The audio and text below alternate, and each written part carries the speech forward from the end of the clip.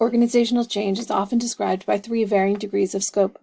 Those are incremental, transitional, or transformational, with transformational change often impacting everyone within an organization, whether that's a school or district. It's a lot bigger than trying to get a few teachers to try a new app or even to adopt a new curriculum resource. Because of its scope, transformational change often impacts the very culture of an organization. Change leaders need to clearly know what they want to do and why the change is important. In order to be successful, every person in the organization has to understand their role in the change effort and how the change might impact them. That can be challenging to some people, so coaches supporting transformational change have to truly understand the vision for change and their role in supporting it. Because transformational change impacts everyone in an organization, everyone has a role in supporting it. Coaches may have significant roles because, as noted earlier, they often serve as a bridge between building leaders, teachers, students, and others in the building.